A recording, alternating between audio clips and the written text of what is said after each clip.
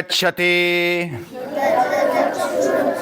न वाग्गच्छति नो मनो न विद्मो न विजानीमः यथैतदनुशिष्यादन्यदेव तद्विदितादथो अविदितादधि इति शुश्रुमपूर्वेषाम् एनस्तद्व्याचचक्षिरे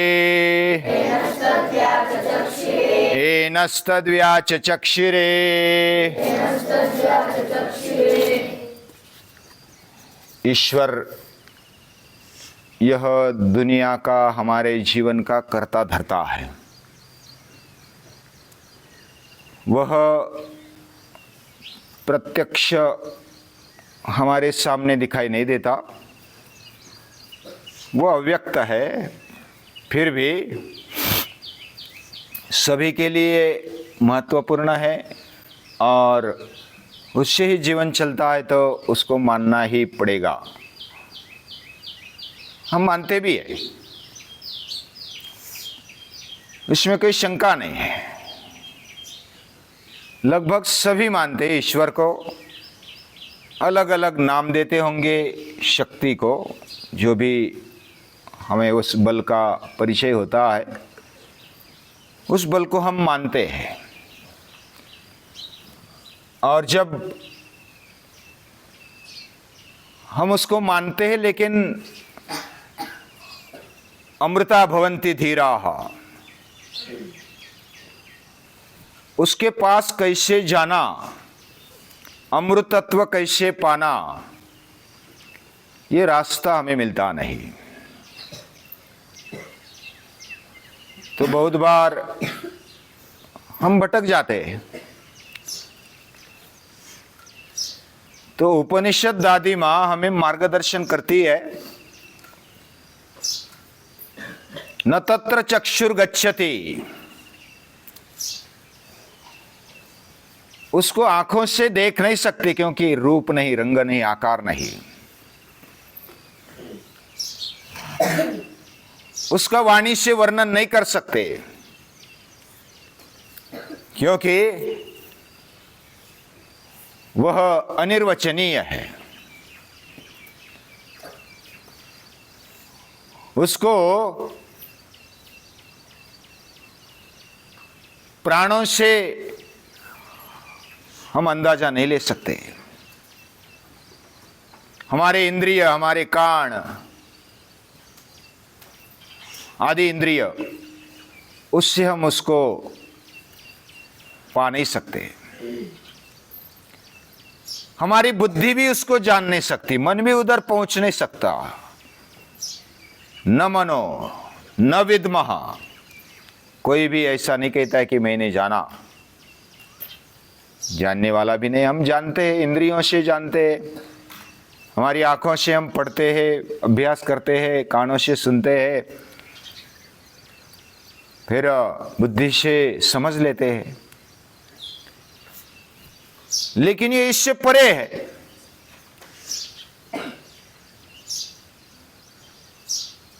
परे मतलब उस पार, या तो श्रेष्ठ, ऐसा अर्थ हमने देखा। हमारे अंदर कौन सी ऐसी शक्ति है जो इस पूरे विश्व को भी चलाती है, हमें भी चलाती है। वह कानों का कान है, चक्षु का चक्षु है, प्राणों का प्राण है, ये वाणी की वाणी है। तो वहां तक कैसे पहुंचा जाए? क्या कोई ड्रेस पहना, तुकाराम महाराज का ड्रेस पहना समझो, तो हमें भगवान मिल गया? समझो कि तुकाराम महाराज जैसे हमने भजन किया, कीर्तन किया, तो क्या मिल जाएगा? उसका भी कोई ड्रेस नहीं है। और महापुरुषों ने जो भी ड्रेस किया वैसा भी करेंगे तो क्या वो मिल जाएंगे?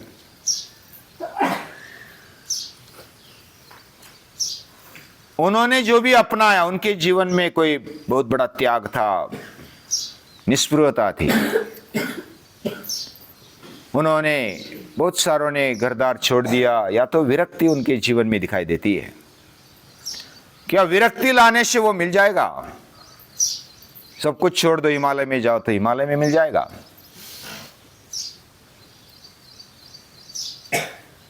या तो हिमालय में जो भी साधु संत महापुरुष जाते हैं, उनको सिद्धि मिल जाती है, वो चमत्कार करते हैं, और हम चमत्कार करके नमस्कार करते हैं। जिधर चमत्कार होता है उधर नमस्कार होता है। कोई कोई नमस्कार के लिए चमत्कार करते हैं। तो क्या चमत्कार हो गया तो भगवान मिल गया? क्या हमने नमस्कार किया तो भगवान मिल गया? यह अमृतत्व कैसे मिलेगा? अमृतत्व कैसे प्राप्त होता है? हमने समझो सत्य जीवन में लाया, सत्य है, प्रेम है, अहिंसा है, ब्रह्मचर्य है, ये सब व्रत जीवन में ले लिया तो क्या भगवान मिलेगा? ऐसी गारंटी नहीं ले सकते। समझो गीता पढ़े, वेद पढ़े, उपनिषद पढ़े तो क्या भगवान मिल जाएगा? तो वेद कहते हैं या तो उपनिषद कहते हैं कि ऐसा करने से भी नहीं मिलेगा, क्योंकि आज तक जिन्होंने भी जाना, ऐसा कोई कहता नहीं कि मैंने जाना, और वो जानने से परे है, हमारी बुद्धि के बाहर है। यो बुद्धि परतस्तु सहा, ऐसा ये तत्व है। तो क्या करने से होगा? कैसे रास्ता उधर तक मिल जाएगा? ये बड़ा कठिन प्रश्न है। पहले हमने देखा कि ये जो वहां आंखें नहीं जाती, वहां इंद्रिय नहीं जाते, वहां प्राण नहीं जाता, वहां वाणी नहीं जाती, वहां कोई बुद्धि भी नहीं जाती, मन भी नहीं जाता, वहां तक जाने के लिए कोई रास्ता नहीं, क्योंकि वो विषय नहीं है। कोई वस्तु है, विषय है, या तो कोई व्यक्ति है, तो वहां तक हम जा सकते हैं। कोई साधन बना सकते हैं, कोई साधनों से जाया जाएगा, कोई उपासना करके मिलेगा। तो वेद कहते हैं, उपनिषद कहते हैं नहीं मिलेगा। तो क्या चाहिए?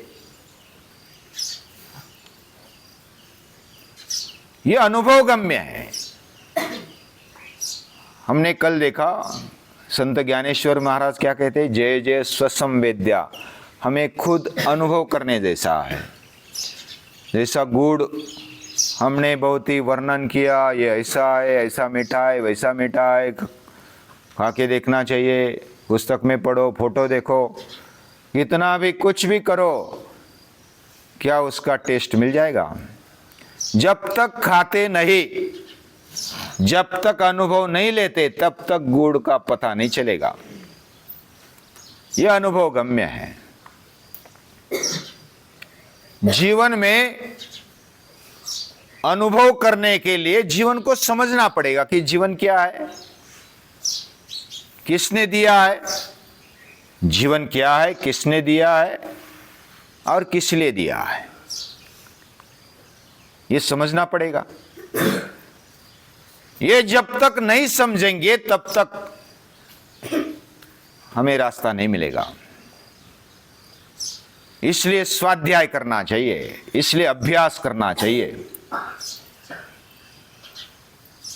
और उसी से दृष्टिकोण मिलेगा। ये दृष्टिकोण कहाँ मिलता है? हम तो बस पैसे वाले हैं, धन धान्य संपत्ति वाले, कोई बाजार में लेके जाएंगे, पैसा लेके जाएंगे, ये वस्तु दे दो, खरीदो। ऐसा खरीदने के लिए वो ये नहीं है। हम खरीद नहीं सकते, हम उसको उधार भी नहीं ले सकते। हम किसी चमत्कार से, नमस्कार के उसको नहीं प्राप्त कर सकते। वो अनुभवजन्य है, सेल्फ रियलाइजिंग है। और सेल्फ रियलाइजिंग होने के लिए हमें क्या करना पड़ेगा? कुछ अभ्यास करो, स्वाध्याय, खुद को जानने का अभ्यास करो। मैं कौन हूं, किसने मुझे जन्म दिया है और किस लिए दिया है, ये जो प्रश्न है, और जीवन की तरफ देखने का दृष्टिकोण इससे बदलेगा। और ये जब बदलेगा, उपनिषद वही जागृत करने के लिए वो तैयार है। क्या हम सज्ज है? उपनिषद क्या जागृत करना चाहता है? हमारी बुद्धि को जागृत करना चाहता है, हमारी अंतर्दृष्टि को व्यक्त करना चाहता है। और अंतर्दृष्टि क्या है? कोई भी हम जीवन क्यों जीते, ये अगर पूछेंगे तो कभी विचार करके देखो। जीवन क्या है? हड्डी और मांस का गोला है केवल? वो तो प्राणी भी है। क्या मनुष्य जीवन क्या है? क्या केवल खाने पीने के लिए है? ऐसा विचार करेंगे तो एक जीवन का दृष्टिकोण पनपेगा। हम विचार क्यों करते हैं? हमारी बुद्धि विचार करने लगती है। तो कौन सा दृष्टिकोण होना चाहिए? क्या ये जीवन केवल दुख है? क्या ये जीवन जेल जैसा है? जेल मालूम है ना, तुरंग। हमें लगता है कि अभी जीवन में आ गए, जेल में आ गए तो बस छूटना कठिन है, कोई मालिक आ जाएगा तो छुड़ाएगा। किसी किसी को लगता है कि जीवन पजल है। पजल मतलब कोड़ा, यानी कोई ऐसी क्या बोलते हैं उसको हिंदी में? पजल। पजल यानी कोई ऐसी गुतागुत, जो मराठी में कोड़ा बोलते हैं, या तो कोई ऐसी तकलीफ वाला एक आध उदाहरण है जो अली बाबा की गुफा जैसा पता नहीं चलता, जो रहस्य में ऐसा कुछ है और उसमें से मार्ग नहीं मिलता, भूल भुलैया। उसमें हम अटक जाते तो बस खो जाते हैं, अपने आप को भी नहीं समझते। क्या जीवन ऐसा है? क्या जीवन कोई चैलेंज है, आह्वान है? क्या है जीवन?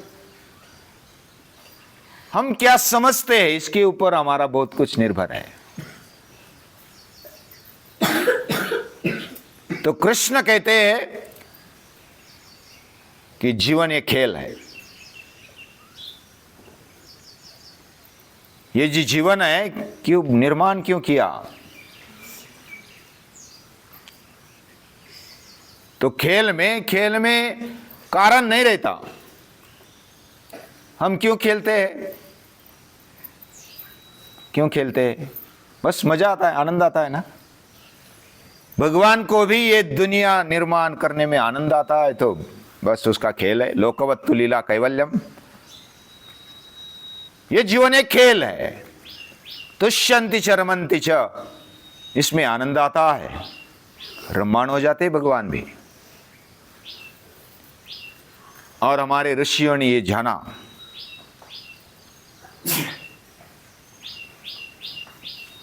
इति शुश्रुम पूर्वेशाम एनस्तद्व्याच चक्षिरे।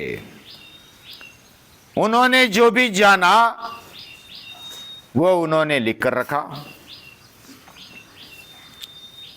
लेकिन वो ऐसा नहीं बोलते कि हमने जाना, वो हमारे पूर्वजों ने कहा, वही हम अनुभव कर रहे हैं।